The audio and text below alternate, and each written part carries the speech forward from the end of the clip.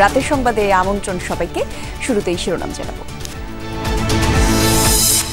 Grenade হামলা মামলায় আপিলেও বেকসুর খালাস পেলেন তারেক রহমান। 21 আগস্টের নারকীয় ঘটনার বিষয়ে সিদ্ধান্ত নেওয়ার ভার রাষ্ট্রের।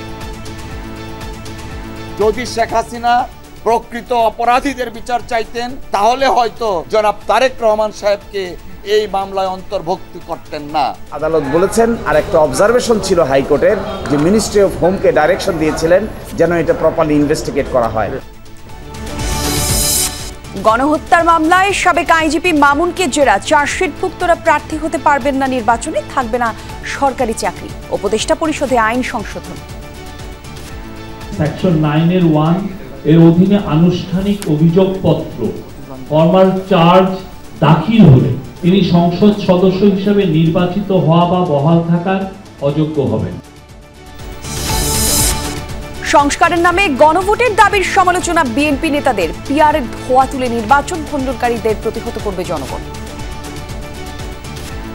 এই ষড়যন্ত্র আপনাদের কোনো লাভ হবে না, লাভ হবে দিল্লি, লাভ হবে শেখ হাসিনা। আমাদের এই দাবি না মানলে আমরা নির্বাচন করব না, অথবা আমরা আন্দোলন করব।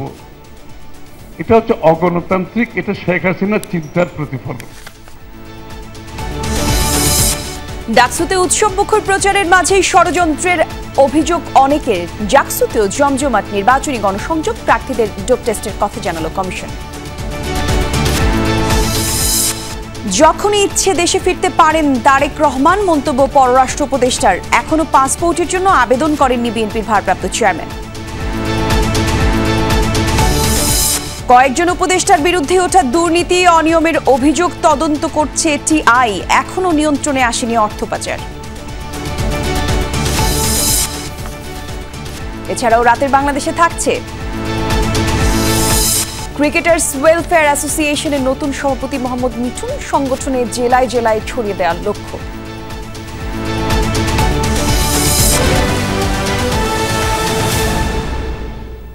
দেখছিলেন শিরোনামগুলো। এছাড়াও আপনাদের সঙ্গে আমি জান্নাতুল কলি থাকছি বিস্তারিত জানাতে। 21 আগস্ট গ্রেনেড হামলা মামলার আপিলেও খালাস পেয়েছেন তারেক রহমান সহ সব আসামিরা। আপিল শুনানিতে আসামিদের খালাস দিয়ে দেয়া হাইকোর্টের রায় বহাল রেখেছেন আপিল বিভাগ। রায়ের পর্যবেক্ষণে বলা হয়, মুফতি হান্নান সহ 12 আসামির স্বীকারোক্তিমূলক জবানবন্দি জোর করে আদায় করা হয়েছে, যা গ্রহণযোগ্য নয়। আইনজীবীরা বলেন, ন্যায় বিচারকে গুরুত্ব না দিয়ে এই মামলাকে রাজনৈতিক হাতিয়ার হিসেবে ব্যবহার করছিল আওয়ামী লীগ। 21 আগস্টের নারকীয় এই ঘটনা মামলার পরবর্তী কার্যক্রমের সিদ্ধান্ত নেওয়ার ভার এখন রাষ্ট্রের। 2004 সালের 21 আগস্ট রাজধানীর বঙ্গবন্ধু এভিনিউয়ে আওয়ামী লীগের সমাবেশে হয় গ্রেনেড হামলা। নিহত হন আওয়ামী লীগের নেতাকর্মী সহ 24 জন। ওই ঘটনায় হরকাতুল জিহাদ নেতা মুফতি হান্নানের স্বীকারোক্তির ভিত্তিতে অভিযুক্ত হন 28 জন। আর তত্ত্বাবধায়ক সরকারের আমলে শুরু হয় বিচার। তবে 2009 সালে ক্ষমতায় এসে আওয়ামী লীগ নতুনভাবে তদন্ত শুরু করে। টানা 410 দিন টিএফআই সেলে নিয়ে পুনরায় স্বীকারোক্তি আদায় করা হয় মুফতি হান্নানের। সম্পূরক চার্জশিটে যুক্ত করা হয় তারেক রহমান, লুৎফুজ্জামান বাবর সহ আরও অনেককে। আলোচিত এই মামলায় 2018 সালে বিচারিক আদালত ফাঁসির দণ্ড দেন বাবর সহ 19 জনকে। যাবজ্জীবন হয় তারেক রহমান সহ আরও 19 জনের। কিন্তু 2023 সালের 1 ডিসেম্বর ওই রায় বাতিল করে হাইকোর্ট।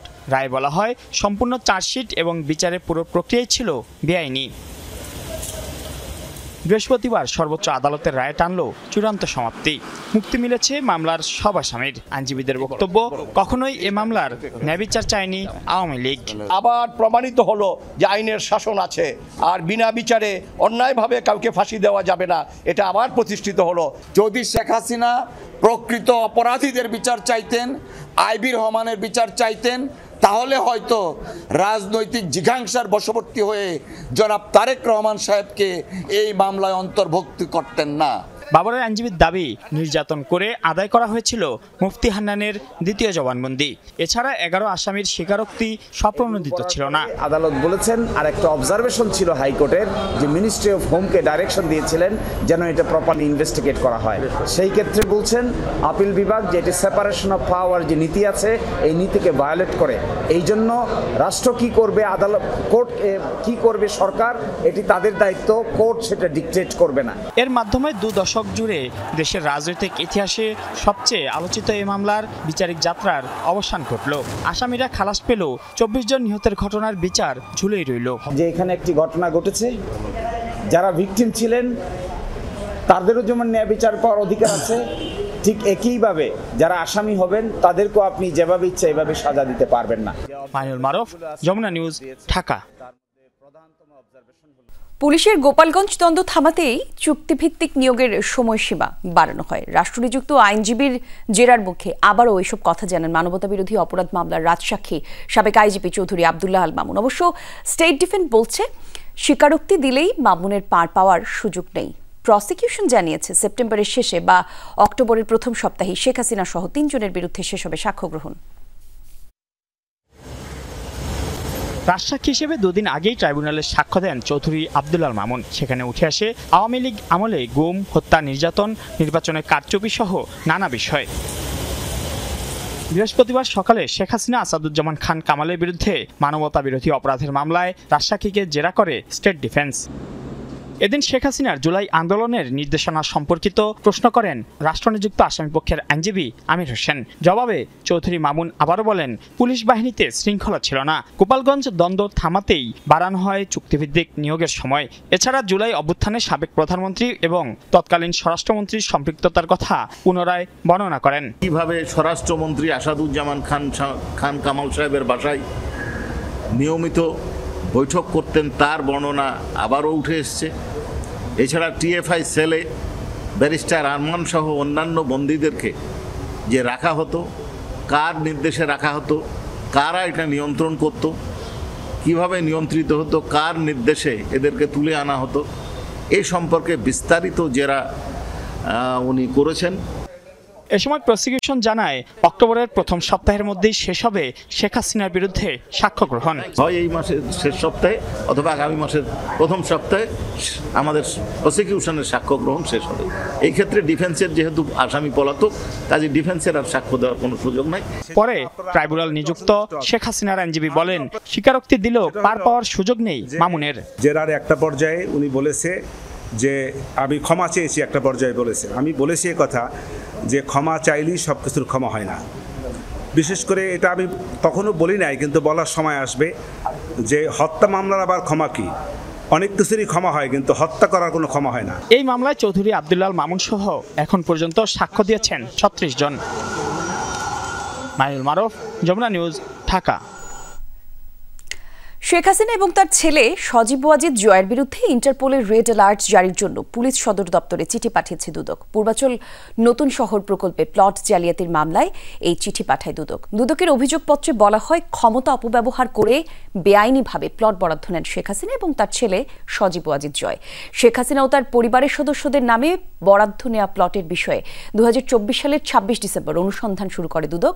পরস্পর যোগসাজশে ক্ষমতার অপব্যবহার এবং বিভিন্ন অনিয়মের মাধ্যমে রাজুকের পূর্বাচল নতুন শহর প্রকল্পে 60 কাঠা প্লট বরাদ্দ নেওয়ার অভিযোগে 6 মামলায় গত 10 মার্চ অভিযোগপত্রের অনুমোদন দেয় দুদক। মানবতা বিরোধী মামলায় কারো বিরুদ্ধে অভিযোগপত্র দাখিল হলে তারা আর কোনো নির্বাচনে অংশ নিতে পারবেন না। একই সাথে চার্জশিটে নাম থাকলে জনপ্রতিনিধি কিংবা সরকারি চাকরিতেও থাকতে পারবেন না তারা। উপদেষ্টা পরিষদের বৈঠকে এই সিদ্ধান্ত হয়েছে বলে জানিয়েছেন প্রধান উপদেষ্টার প্রেস সচিব শফিকুল আলম। এদিন টেলিকমিউনিকেশনস নেটওয়ার্কিং লাইসেন্সের অনুমোদন দেওয়া হয়েছে বৈঠকে। বৃহস্পতিবার সকালে প্রধান উপদেষ্টার তেজগাঁও কার্যালয়ে অনুষ্ঠিত হয় উপদেষ্টা পরিষদের বৈঠক। সভাপতিত্ব করেন প্রধান উপদেষ্টা ডক্টর মোহাম্মদ ইউনুস। বৈঠকে ইন্টারন্যাশনাল ক্রাইমস অর্ডিন্যান্স 2025-এর চূড়ান্ত অনুমোদন সহ বেশ কয়েকটি বিষয়ে সিদ্ধান্ত হয়। পরে এ বিষয়ে বিস্তারিত জানান প্রধান উপদেষ্টার প্রেস সচিব শফিকুল আলম। বলেন, মানবতা বিরোধী অপরাধে আনুষ্ঠানিক অভিযোগপত্রে কারো নাম এলে তিনি আর কোনো ভোটে প্রার্থী হতে পারবেন না। নতুন সংযোজিত ধারা অনুযায়ী কোনো ব্যক্তির বিরুদ্ধে উক্ত আইনের সেকশন 9(1) এর অধীনে আনুষ্ঠানিক অভিযোগপত্র ফর্মাল চার্জ দাখিল হলে তিনি সংসদ সদস্য হিসেবে নির্বাচিত হওয়া বা বহাল থাকার অযোগ্য হবেন। শুধু প্রার্থী বা জনপ্রতিনিধি নয়, এই ধারায় অভিযুক্তরা সরকারি চাকরিতেও থাকতে পারবেন না বলে জানান শফিকুল আলম। তিনি স্থানীয় সরকার পরিষদ বা প্রতিষ্ঠানের সদস্য, কমিশনার, চেয়ারম্যান, মেয়র বা প্রশাসক হিসাবে নির্বাচিত হওয়া বা বহাল থাকার অযোগ্য হবেন।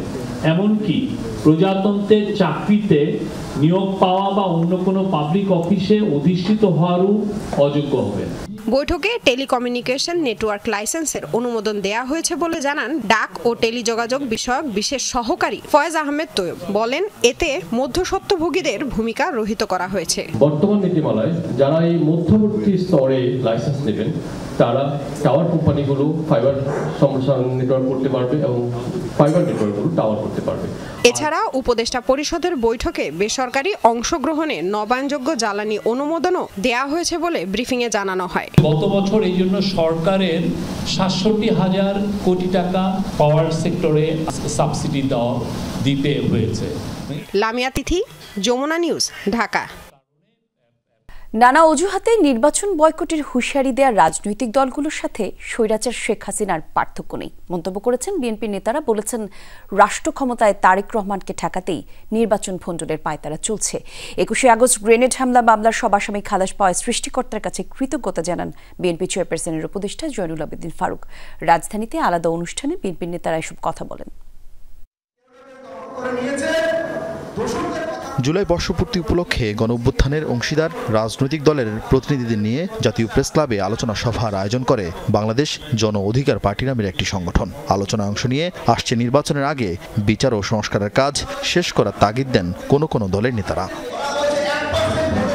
অনুষ্ঠানে অন্তর্ভুক্তিমূলক দেশ গঠনের তাগিদ দিয়ে রাজনৈতিক সংস্কৃতি বদলানোর আহ্বান জানান বিএনপি নেতারা। দিনের শেষে সিদ্ধান্ত নেবে বাংলাদেশের যারা মালিক, তারা সিদ্ধান্ত দেবে। সুতরাং আমাদেরকে বাংলাদেশের রাজনৈতিক সংস্কৃতি বদলাতে হবে, সহনশীল হতে হবে। তিনি সমালোচনা করেন সংস্কারের নামে গণভোটের দাবি নিয়ে। বলেন, কোনো রাজনৈতিক দলের আচরণে স্বৈরাচার শেখ হাসিনার চিন্তার প্রতিফলন দেখা যাচ্ছে। যে আমাদের এই দাবি না মানলে আমরা নির্বাচন করব না, অথবা আমরা আন্দোলন করব, এটা হচ্ছে অগণতান্ত্রিক, এটা শেখ হাসিনার চিন্তার প্রতিফলন।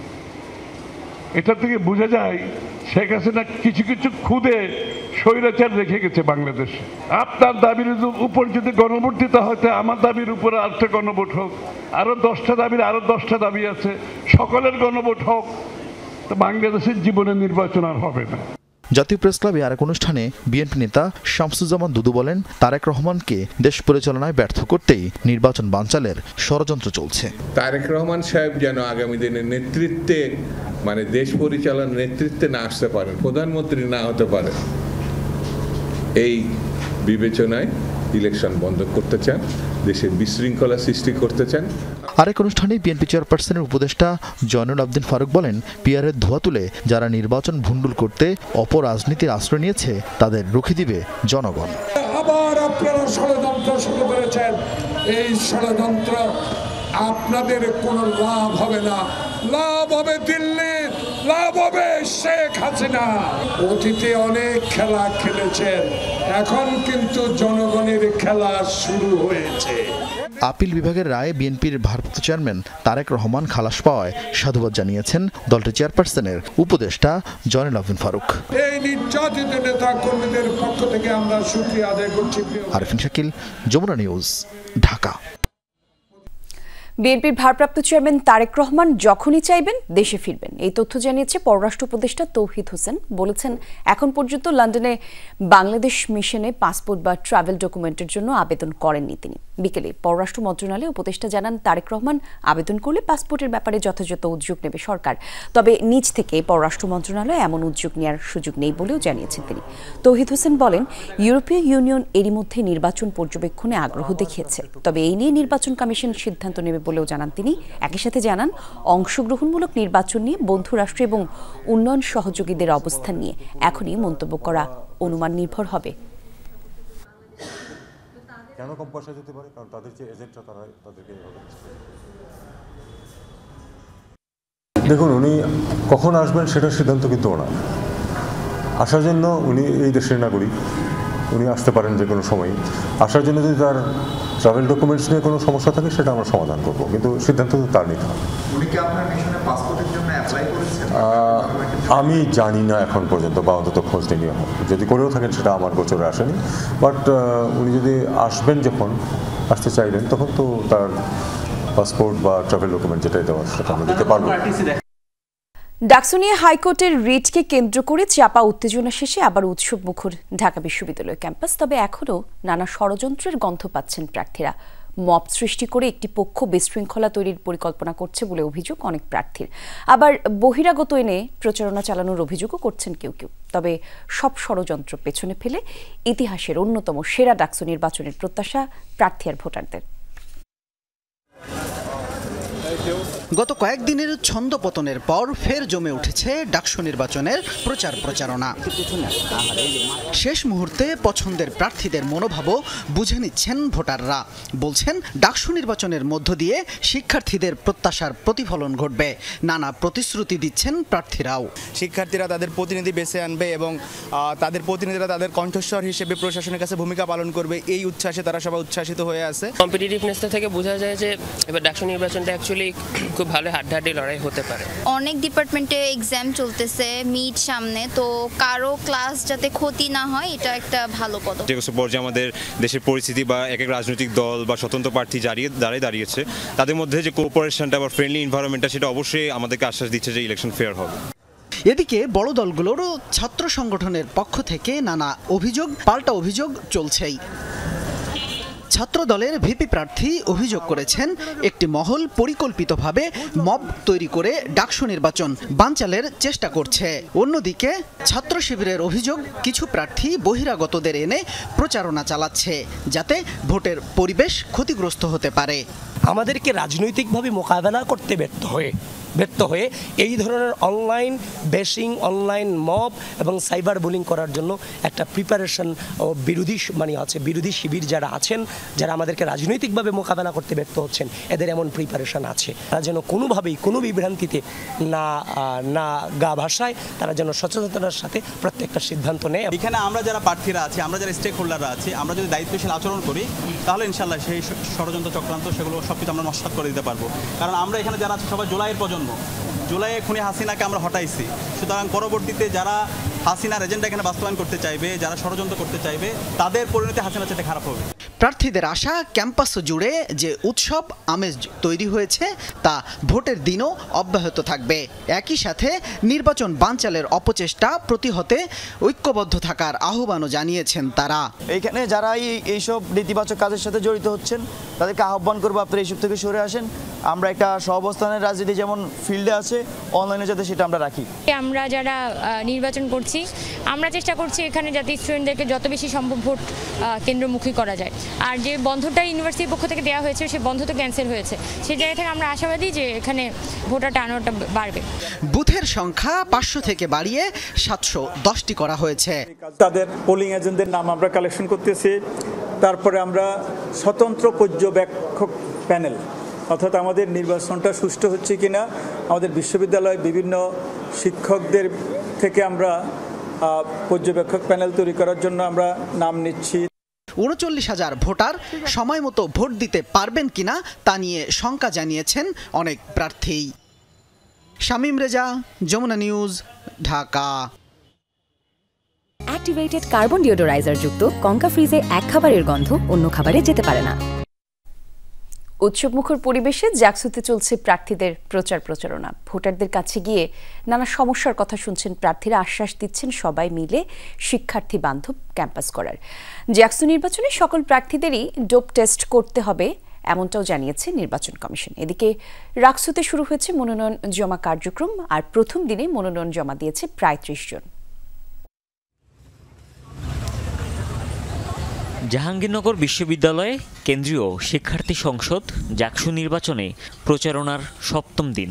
সকাল হতেই ক্যাম্পাসের মুরাদ চত্বর থেকে গণসংযোগ শুরু করেন প্রার্থীরা। এরই মধ্যে ছাত্রদল, ছাত্র শিবির, গণতান্ত্রিক ছাত্র সংসদ সহ প্রার্থীদের 7টি প্যানেল ঘোষণা হয়ে গেছে। সহপাঠী থেকে শুরু করে সব ব্যাচের কাছে যাচ্ছেন ভিপি, জিএস, এজিএস প্রার্থীরা। আশ্বাস দিচ্ছেন শিক্ষার্থী বান্ধব ক্যাম্পাস গড়ে তোলার। প্রথম দিন থেকে যে সাড়া দেখেছি সেই সাড়া ক্রমান্বয়ে বৃদ্ধি পাচ্ছে। বেশ রমরমা পরিবেশ, দেখা যায় যে ফেস্টিভ, একটা ফ্যাকাল্টির সামনে হচ্ছে আমরা সবাই কাগজ দিচ্ছি, সবাই কথা বলছে। সাইকেল অথবা স্কুটির জন্য একটা ইউনিভার্সিটি এককালীন লোনের ব্যবস্থা করবে যেটা পরিশোধযোগ্য হবে। তবে প্রচারণায় নেমে সাইবার বুলিংয়ের শিকার হচ্ছেন বলে অভিযোগ অনেক নারী প্রার্থীর। প্রতিযোগিতার জায়গাটি সুষ্ঠু রাখার আহ্বান তাদের। সমস্ত কিছুতে নারীরা একটা অগ্রণী ভূমিকা পালন করেছে, সেই নারীদেরকে পিছিয়ে রাখার জন্য এই রকম নোংরা আয়োজন কিন্তু ক্যাম্পাসে শুরু হয়েছে এবং প্রশাসন সেখানে কোনো রকম তদারকি করছে না। 11 সেপ্টেম্বর অবাধ ও সুষ্ঠু ভোটগ্রহণ নিশ্চিতে বিশ্ববিদ্যালয় এলাকায় নিরাপত্তা জোরদার করেছে প্রশাসন। এছাড়া প্রত্যেক প্রার্থীকেই ডোপ টেস্ট করতে হবে বলেও জানিয়েছে নির্বাচন কমিশন। আমরা নির্বাচন কমিশন ইতিমধ্যেই সিদ্ধান্ত নিয়েছি, সকল প্রার্থীর ডোপ টেস্ট সম্পন্ন করা হবে নির্বাচনের আগে। এদিকে রাকসু নির্বাচনে শুরু হয়েছে মনোনয়নপত্র জমা দেওয়ার কার্যক্রম। রাকসু কোষাধ্যক্ষের কার্যালয়ে রোববার পর্যন্ত জমা দিতে পারবেন প্রার্থীরা। যাচাই বাছাই শেষে প্রার্থী তালিকা ঘোষণা করা হবে 10 সেপ্টেম্বর। মাদকাসক্ত থেকে শুরু করে যারা কোনো ধরনের আদালতে দণ্ডপ্রাপ্ত আসামি থেকে শুরু করে যাদের নামে কোনো ধরনের মামলা আছে তাদের জন্য এই যে রাকসুর যে অংশগ্রহণ সেটা যেন নিশ্চিত করা হয়। 5 বারের মতো এটাকে বাড়ানো হয়েছে, তো দীর্ঘদিন শেষে যে আজকে জমা দিতে পারলাম এটা আলহামদুলিল্লাহ খুবই ভালো লাগছে। আগামী 25 সেপ্টেম্বর হবে রাকসুর ভোট গ্রহণ। গণনা শেষে ওই দিনই ফলাফল ঘোষণার কথা রয়েছে। হুমায়ুন রশিদ, যমুনা নিউজ। প্রাণ পটাটা চিপস নাকি বিস্কিট? এটা কি? এটা বাছাই করা আলু আর স্পাইসি সিজনিং এ প্রাণ পটাটা চিপস নাকি বিস্কিট খেয়ে বোঝে নাও। চট্টগ্রাম বিশ্ববিদ্যালয়ের শিক্ষার্থী এবং স্থানীয়দের মধ্যকার সংঘর্ষের ঘটনায় দায়ের হওয়া মামলার অন্যতম আসামি হান্নানকে গ্রেফতার করেছে র্যাব 7। আর সন্ধ্যায় তথ্য প্রযুক্তি সহায়তায় হাটহাজারীতে তার অবস্থান শনাক্তের পর অভিযান চালিয়ে গ্রেফতার করা হয় তাকে। র্যাব জানায় হান্নান বিশ্ববিদ্যালয় প্রশাসনের দায়ের করা মামলার 56 নম্বর আসামি। আর তিনি স্থানীয় যুবলীগ নেতা হানিফ এবং নিষিদ্ধ সংগঠন ছাত্রলীগের হাটহাজারী উপজেলার সহসভাপতি ইকবালের অন্যতম সহযোগী। তাদের নির্দেশে হান্নান স্থানীয়দের সাথে নিয়ে বিশ্ববিদ্যালয়ের শিক্ষার্থীদের উপর হামলা চালায় বলে দাবি করছে র্যাব। আর এর আগে মঙ্গলবার 98 জনের নাম উল্লেখ করে অজ্ঞাত 1000 জনকে আসামি করে মামলা করে বিশ্ববিদ্যালয় প্রশাসন। প্রধান উপদেষ্টা ডক্টর মোহাম্মদ ইউনূসের সাথে রাষ্ট্রীয় অতিথি ভবন যমুনায় সাক্ষাৎ করেছেন জাতিসংঘের রেসিডেন্ট কোঅর্ডিনেটর গুইন লুইস। সাক্ষাৎকালে ফেব্রুয়ারির জাতীয় নির্বাচন সামনে রেখে জাতিসংঘের পূর্ণ সমর্থনের আশ্বাস দেন লুইস এবং বলেন বাংলাদেশের গণতান্ত্রিক রূপান্তরের জন্য এই নির্বাচন অত্যন্ত গুরুত্বপূর্ণ। আর দুপক্ষ নির্বাচনী প্রক্রিয়াকে স্বচ্ছ, অবাধ, সুষ্ঠু, শান্তিপূর্ণ করতে জাতিসংঘের সহযোগিতার বিভিন্ন দিক নিয়ে আলোচনা হয় এই বৈঠকে। এছাড়াও সরকারের সংস্কার কর্মসূচি, আসন্ন জাতিসংঘ সাধারণ পরিষদ অধিবেশন এবং রোহিঙ্গা সম্মেলনের প্রস্তুতি নিয়ে মতবিনিময় হয়। রোহিঙ্গা সহায়তায় আন্তর্জাতিক তহবিল হ্রাসে উদ্বেগ প্রকাশ করেন প্রধান উপদেষ্টা। এ সময় জরুরি ভিত্তিতে বৈশ্বিক সংহতি এবং বাড়তি সহায়তার আহ্বান জানান তিনি। অন্তর্বর্তী সরকারের কিছু উপদেষ্টার বিরুদ্ধে ওঠা দুর্নীতি অনিয়মের অভিযোগে তদন্ত করছে টিআই, জানিয়েছে সংস্থাটির চেয়ারপারসন ফ্রাসোয়া ভ্যালেরিয়া। তিনি 3 দিনের সফরে ঢাকায় এসে মব ভায়োলেন্সের বিষয়ে উদ্বেগ জানান তিনি। আর টিআইবির নির্বাহী পরিচালক বলেন বিগত সরকারের আমলে পাচার হওয়া অর্থ ফেরাতে কাজ করছে সংস্থাগুলো। ঢাকায় আন্তর্জাতিক দুর্নীতি বিরোধী সংস্থা ট্রান্সপারেন্সি ইন্টারন্যাশনাল টিআই এর আন্তর্জাতিক পরিচালনা পর্ষদের চেয়ারপারসন ফ্রাসোয়া ভ্যালেরিয়া তার 3 দিনের সফর নিয়েই ছিল সংবাদ সম্মেলন, যেখানে উঠে আসে বাংলাদেশ নিয়ে টিআই এর নানা পদক্ষেপ ও ভাবনা। আমাদের পুরো অসন্তোষ, সেটা শুধুমাত্র রাজনৈতিক সরকারের সময় সেটা ছিল, সেটা বললে চলবে না। আমরা জানি যে আমাদের পুরো অসন্তোষ বর্তমান সরকারের কোনো কোনো মহল থেকে আছে। জানান অন্তর্বর্তী সরকারের কিছু উপদেষ্টার বিরুদ্ধে দুর্নীতি অনিয়মের যে অভিযোগ উঠেছে তার তদন্ত চলমান। নির্বাহী বিভাগ থেকে বিচার ব্যবস্থাকে আলাদা করার পরামর্শ দেন তিনি। দাবি তোলেন দুর্নীতিগ্রস্ত ব্যক্তিদের সঠিক বিচারের আওতায় আনার। You cannot fight against abuse of power in a climate of violence. Mob ভায়োলেন্সের মতো বিষয়গুলো নিয়ে টিআই উদ্বিগ্ন। সাংবাদিক সহ সাধারণ মানুষও আক্রান্ত হচ্ছেন। এটা গণতান্ত্রিক পরিবেশ তৈরি করতে বাধাগ্রস্ত করবে। গণ অভ্যুত্থান পরবর্তী সময়ে দেশে এখন টেকসই সংস্কার প্রয়োজন বলে মনে করে TI. These murders are on the rise. কিছুটা প্রতিরোধ হলেও অর্থ পাচার এখনো নিয়ন্ত্রণে আসেনি বলে জানায় টিআইবি। যদিও নতুন অ্যাক্টরের জন্ম হয় না সেটা আমরা বলতে পারবো না, বা হচ্ছে না সেটা আমরা বলতে পারবো না, সেটা আছে। কিন্তু সার্বিকভাবে ব্যাংকিং সেক্টর এখন আগের তুলনায়, যদিও সংস্কারে আরো অনেক দূর যেতে হবে, কিন্তু বেশ উল্লেখযোগ্য পরিবর্তন হয়েছে। দুদক সংস্কার কমিশনের সকল কার্যক্রম টিআইবি নিজস্ব অর্থায়নে এবং নিজস্ব কার্যালয়ে নিজস্ব উদ্যোগে, ঢাকার বাইরে যে কাজগুলো হয়েছে সেগুলো টিআইবি নিজস্ব উদ্যোগে হয়েছে। সরকারের কাছ থেকে কোনো অনারারিয়াম বা সম্মানী ইফতেখারুজ্জামান নেয় নাই।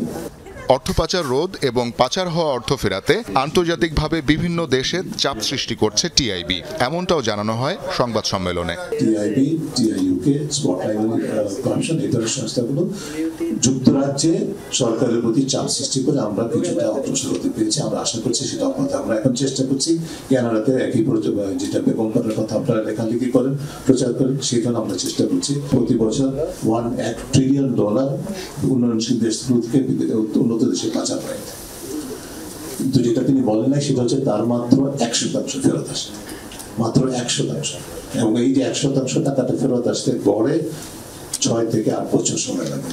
দুর্নীতি দমন সংক্রান্ত সংস্কার কমিশনে টিআইবি প্রধানের অংশগ্রহণ নিয়ে প্রশ্ন তোলেন সাংবাদিকরা। জবাবে টিআই চেয়ারম্যান বলেন, সরকার এবং তার অংশীজনদের বিতর্কিত ভূমিকার সমালোচনার ক্ষেত্রে কোনো আপোষ নেই। জোরালোভাবে প্রয়োগ করতে হবে, তাহলে আমাদের এটাকে প্রতিরোধ করা সম্ভব হবে। শওকত মঞ্জুর শান্ত, যমুনা নিউজ, ঢাকা। আগামী জাতীয় নির্বাচনে গণমাধ্যমের জন্য জারি করা ইসির নীতিমালার বিরুদ্ধে আপত্তি জানিয়েছেন সংবাদকর্মীরা। লিখিতভাবে এটি সংশোধনের জন্য প্রস্তাব দিয়েছেন তারা। জবাবে ইসি বলছে, কমিশন সহ কেউই আস্থা সংকটের বাইরে না, এটা জাতীয় সংকট।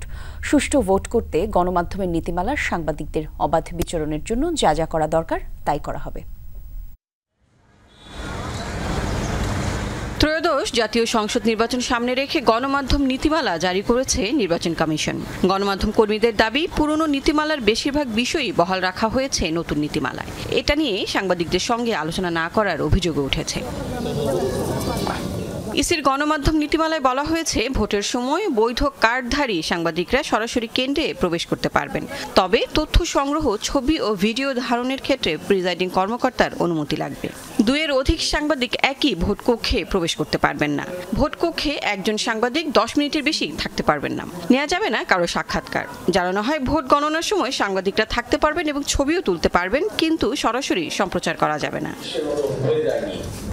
গণমাধ্যম নীতিমালা নিয়ে ইসির সঙ্গে reporters forum for election and democracy RFEDর মতবিনিময় হয়। নীতিমালাকে স্বাধীন সাংবাদিকতার পরিপন্থী বলে জানিয়েছেন নির্বাচন বিটে কর্মরত গণমাধ্যম কর্মীরা। কোন পলিটিক্যাল পার্টির যে এজেন্ট ওখানে বসে, সে নির্বিঘ্নে তার দায়িত্ব পালন করতে পারছে কিনা, তাকে কোনো ভয়ভীতি দেখানো হচ্ছে কিনা, আমি যদি তার সাথে কথা না বলি আমি কিভাবে জানবো? আমাদের যদি হাত পা বেঁধে দেওয়া হয় তাহলে কাজ করার সুযোগটা অনেকাংশেই কমে যাবে। সুরক্ষা ও নিরাপত্তা সুনির্দিষ্ট কোনো বিধান রাখা হয়নি। ভোটের দিন সাংবাদিকদের কাজে প্রতিবন্ধকতাকারীদের বিরুদ্ধে আইনগত পদক্ষেপ গ্রহণের বিষয়টি উল্লেখ করা বাঞ্ছনীয়। কমিশন বলছে, একটি অবাধ ও সুষ্ঠু নির্বাচন করতে হলে কমিশন ও গণমাধ্যম পরস্পরকে সহায়তা করতে হবে। আপনি আপনারা সবাই মিলে কেউ কিন্তু আস্থার জায়গায় নাই। আমি আস্থার জায়গায় আসি আমি দাবি করি না। এই যে আস্থার সংকট, এটা আমাদের জাতীয় সংকট। আপনাদের দিক থেকেও আমাদেরকে সহযোগিতা করুন, বাস্তবতার নিরিখে যার যার অবস্থান থেকে, যাতে আমরা একটা ভালো নির্বাচন করতে পারি। ট্রান্সপারেন্ট ভোটের জন্য আপনাদের সহযোগিতা অত্যন্ত প্রয়োজন। আপনাদের যাতে সহজ হয়, অবাধ তথ্য হয়, আমরাও চাচ্ছি। কোনো অন্যায় প্রশ্রয় দিব না, ইনশাল্লাহ। ভুল হতে পারে, অন্যায় কোনো প্রশ্রয় হবে না। এদিকে ভোট সুষ্ঠু করতে হলে খোলা মাঠে ভোট গ্রহণের পরামর্শ দেন কমিশনার তাহমিদা আহমদ। ওপেন স্পেসে নির্বাচন, সেটাই হবে ট্রান্সপারেন্ট, কিন্তু ওই কি বলে বদ্ধ ঘরে কোনোদিনও ট্রান্সপারেন্ট করতে পারবেন না। RFEDর প্রস্তাব যাচাই বাছাই করে গণমাধ্যম নীতিমালা প্রয়োজনে সংশোধন করা হবে জানিয়েছে ইসি। আপনারা এই কমিশন থেকে অনেক বেশি তথ্য পান। লাভলি বিথি, যমুনা নিউজ, ঢাকা। 44তম BCS-এ বিভিন্ন ক্যাডারের দ্রুত পুনর্ফলাফল প্রকাশ, গ্যাজেট প্রকাশ এবং চূড়ান্ত নিয়োগ নিশ্চিতকরণের দাবিতে সংবাদ সম্মেলন করেছে সুপারিশপ্রাপ্ত প্রার্থীরা। বৃহস্পতিবার জাতীয় প্রেস ক্লাবে মাওলানা মোহাম্মদ আকরাম খাঁ হলে সংবাদ সম্মেলনে লিখিত বক্তব্য পাঠ করেন 44তম BCS লাইভস্টক ক্যাডারের সুপারিশপ্রাপ্ত মোহাম্মদ মুজাহিদ ইসলাম বলেন, অনতিবিলম্বে ৪৪তম বিসিএস-এর পুনঃ ফলাফল প্রকাশ এবং ডিসেম্বর ২০২৫-এর মধ্যে গ্যাজেট ও নিয়োগ প্রক্রিয়া নিশ্চিত করতে হবে। সরকারের পক্ষ থেকে ৪৪তম বিসিএস-এ সুপারিশপ্রাপ্তদের গেজেট প্রকাশ ও চূড়ান্ত নিয়োগ প্রদানের জন্য সুনির্দিষ্ট ডেডলাইন ঘোষণা করে সংশ্লিষ্ট সকল মন্ত্রণালয় ও দপ্তরকে লিখিত নির্দেশনা প্রদান করতে হবে। পার্লামেন্ট সদস্যদের সুবিধা কমানোর পর এবার আন্দোলনে পুলিশি বর্বরতার প্রতিবাদে উত্তাল হয়ে উঠেছে ইন্দোনেশিয়া। বৃহস্পতিবার জাকার্তার পার্লামেন্টের সামনে বিক্ষোভ করে আন্দোলনকারীরা। সপ্তাহব্যাপী এই বিক্ষোভে পুলিশি নির্যাতনে এখন পর্যন্ত প্রাণ গেছে অন্তত 10 জনের, নিখোঁজ রয়েছেন আরও 20 বিক্ষোভকারী। এমপিদের সুযোগ সুবিধা কমানোর দাবিতে গেল কয়েকদিন ধরে বিক্ষোভে উত্তাল ইন্দোনেশিয়া। ছাত্রদের ডাকে বিক্ষোভে অংশ নেন দেশটির সাধারণ মানুষ। এবার সেই আন্দোলনে পুলিশি ধরপাকড়ের বিরুদ্ধে নতুন করে শুরু হয়েছে বিক্ষোভ। বৃহস্পতিবার পার্লামেন্টের সামনে এমপিদের সুযোগ সুবিধা কমানো এবং নিরাপত্তা বাহিনীর নির্যাতনের বিরুদ্ধে সমাবেশ হয়। বিক্ষুব্ধ শিক্ষার্থীরা জানান, তাদের সাথে আলোচনায় বসেন সরকারি প্রতিনিধিরা। তবে আন্দোলনকারীদের দাবির পক্ষে এখনও শক্ত কোনো সিদ্ধান্ত আসেনি সরকারের তরফ থেকে। সরকার আমাদের যা বলেছে তাতে আমরা সন্তুষ্ট নই। আমাদের দাবির পক্ষে এখনো শক্ত কোনো পদক্ষেপ নেওয়া হয়নি, তাই আমাদের আন্দোলন চলবেই। এই আন্দোলন শুধু জাকার্তাই নয়, ছড়িয়ে পড়েছে সুমাত্রা, সুলাওয়ালি সহ পুরো দেশে। কিন্তু সরকার ছাত্রদের এসব দাবি দেওয়াকে গুরুত্ব দিচ্ছে না। আমরা আরো কঠোর আন্দোলন করব। এদিকে আন্দোলনে যোগ দিয়েছেন ইন্দোনেশিয়ার নারীরাও। বিক্ষোভে ছড়িয়ে পড়া সহিংসতা এবং হতাহতের ঘটনায় রাস্তায় নামেন শত শত নারী। এ অবস্থায় ইন্দোনেশিয়ার পরিস্থিতিতে উদ্বেগ জানিয়েছে মানবাধিকার সংস্থা হিউম্যান রাইটস ওয়াচ। বিবৃতিতে বলা হয়, আন্দোলনে পুলিশি বর্বরতায় নিহত হয়েছেন 10 জন, নিখোঁজ অন্তত 20। ইন্দোনেশিয়ার পার্লামেন্টে নিম্নকক্ষের সদস্য 580 জন। তাদের প্রত্যেকেই বেতনের বাইরে বাড়ি ভাড়া বাবদ বাড়তি ভাতা হিসেবে পান 5 কোটি ইন্দোনেশিয়ান রুপি। বর্তমান সরকার গেল বছরের সেপ্টেম্বরে চালু করে এই বিতর্কিত ভাতা। Mir Mushfika Hasan, Jamuna news. Cricketers welfare অ্যাসোসিয়েশনের কোয়াবের নতুন সভাপতি নির্বাচিত হলেন মোহাম্মদ মিঠুন। বিকেলে 3টা থেকে 5টা পর্যন্ত চলা নির্বাচনে 154-34 ব্যবধানে সেলিম শাহেদকে পেছনে ফেলেন মিঠুন। সবাইকে নিয়েই কাজ করার প্রত্যাশা ব্যক্ত করলেন নতুন সভাপতি। ক্রিকেটারদের সংগঠন, সেই ক্রিকেটারদের একচেটিয়া সমর্থনে ক্রিকেটার্স ওয়েলফেয়ার অ্যাসোসিয়েশন কোয়াবের সভাপতি মোহাম্মদ মিঠুন। 225 জন ভোটারের মধ্যে ভোট কাউন্ট হয়েছে 188টা। 154-34 ব্যবধানে সেলিম শাহেদকে হারিয়েছেন মিঠুন। বাকি 10 পদে নির্বাচন হয়নি, বিনা প্রতিদ্বন্দ্বিতায় সবাই নির্বাচিত। প্রিমিয়ার লিগ খেলি, বিপিএল খেলি বা ন্যাশনাল টিমের আশেপাশে যে ঘটনাগুলো ঘটে এইগুলো সম্পর্কে আমি অবগত। এই সমস্যাগুলো সমাধান আমি করতে পারবো, বাট নিচে অনেক জায়গা আছে যেই সমস্যাগুলো আমরা এখনও জানি না। কারণ আমরা ধরেন আমরা আমাদের জায়গা থেকে সমস্যা ফিল করতেছি, বাট নিচে আরও বেশি সমস্যা আছে। তো সেই জিনিসগুলো জানাটাও আমাদের জন্য প্রয়োজন। বেলা 1:30টা থেকে মিরপুর শেরেবাংলা স্টেডিয়ামে শুরু হয় কোয়াবের এজিএম। সবার স্বতঃস্ফূর্ত অংশগ্রহণ তামিমদের আনন্দিত করেছে। এই আগ্রহ তারা ছড়িয়ে দিতে চান পুরো দেশে, উন্নয়ন করতে চান দেশের ক্রিকেটে। পেমেন্টের কোনো ইস্যু হয়, কোনো প্লেয়ারের যদি ফ্যাসিলিটিসের ইস্যু হয়, এটাগুলো কিন্তু হবে কারেন্ট ক্রিকেটারদেরকে নিয়ে। তো কারেন্ট ক্রিকেটারদের মধ্যে যদি দাঁড়ায় তাহলে এটা সবচেয়ে ভালো, বিকজ ওরা সুযোগ সুবিধা কি হচ্ছে, কি কষ্ট পাচ্ছে, তারা এটা তাদের চেয়ে ভালো কেউ বুঝতে পারবে না। এক্স ক্রিকেটার অবশ্যই ইকুয়ালি ইম্পর্টেন্ট। সবসময় যেহেতু ক্রিকেটের সাথে আছি, ক্রিকেট খেলতেছি, অ্যাট দ্য সেম টাইম আমাদের ক্রিকেটারদেরও কিন্তু একটা রেসপন্সিবিলিটি আছে যে আমাদের নিচে কারা আছে তাদের এইভাবে নিয়ে চিন্তা করা। কোয়াবের আনুষ্ঠানিকতার শুরুতে নারী ক্রিকেটারদের অংশগ্রহণ তেমন একটা ছিল না, এটা নিয়ে তারা সরব ছিলেন। এমনকি যখন চলছে নির্বাচন তখন ক্লাবের কাউন্সিলরশিপ দাবিতে মানববন্ধন করে নারী ক্রিকেট ক্লাব অ্যাসোসিয়েশন। ছেলেদের টিমে কাউন্সিলরশিপ আছে বিধায় কিন্তু ছেলেদের টিমে এত ভ্যালু আছে, আর মেয়েদের টিমে কাউন্সিলরশিপ নাই বিধায় আজকে আমরা লাস্ট ইয়ার থেকে এটাকে আরো বেশি অবজার্ভ করতে পেরেছি। কোয়াবকে শুধু ঢাকা কেন্দ্রিক না রেখে জেলায় জেলায় ছড়িয়ে দেওয়ার ইচ্ছা নতুন কমিটির। আফনান পিয়াল, যমুনা স্পোর্টস, ঢাকা। এর সাথে শেষ করছি রাতের বাংলাদেশ। সাথে ছিলেন যারা, ধন্যবাদ সবাইকে।